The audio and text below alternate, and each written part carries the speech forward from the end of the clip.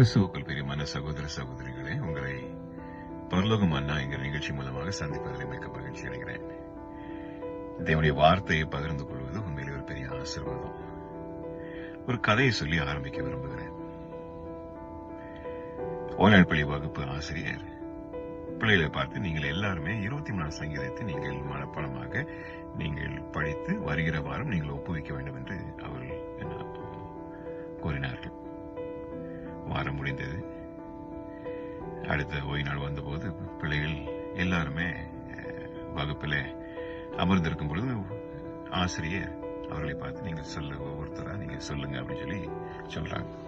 அப்ப அந்த பிள்ளைங்க ஒவ்வொருத்தரா கர்த்தரின் மேய்ப்பராக இருக்கிறார், நான் தாழ்ச்சி அடையேன் அப்படின்னு சொல்லி அந்த முழு சங்கீதத்தையும் அவர்கள் சொன்னார்கள். அநேக பிள்ளைகள் படித்து வந்திருந்தார்கள். இப்பொழுது ஆனந்தியுடைய வேலை. எழுந்தாள், ஆசிரியரை பார்த்தாள், சுத்தி இருக்கிற பிள்ளைங்களையும் பார்த்தாள். பார்த்துட்டு அவர் சொன்னது, கர்த்தர் என் மேய்ப்பராக இருக்கிறார், அது மட்டுமே எனக்கு போதும் அப்படின்னு சொல்லி முடித்து அமர்ந்து விட்டார். ஒரு பக்கம் இந்த சங்கீதம் அந்த பிள்ளை படிக்கல அப்படின்னு சொல்லி சொன்னாலும் அந்த சாராம்சம், அந்த முழுமையை அவள் உணர்ந்திருந்தது ஆச்சரியமான ஒரு காரியமாக இருக்கிறது.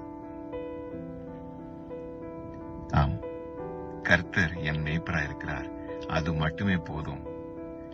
நீங்கள் இதை சங்கீதக்காரனுடைய கண்கள் மூலமாக பார்ப்பீர்களானால் அழகாக அந்த சங்கீதத்தை அவர் எழுதியிருப்பார். அது அவருடைய அனுபவம், சொந்த அனுபவம்.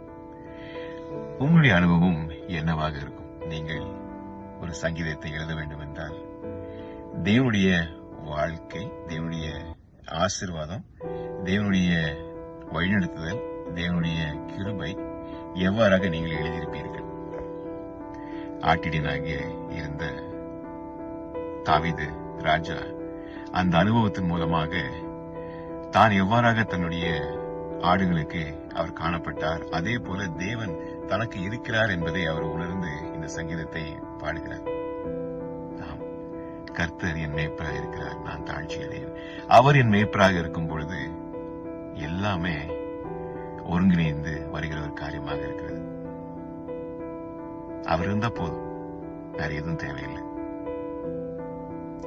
நாம் ஒவ்வொரு நாளும் அவரை விட்டு உலகத்திலே அநேக காரியங்களை தேடிக்கொண்டிருப்போமானால் இதை சிந்தித்து பார்க்கும் வேலை.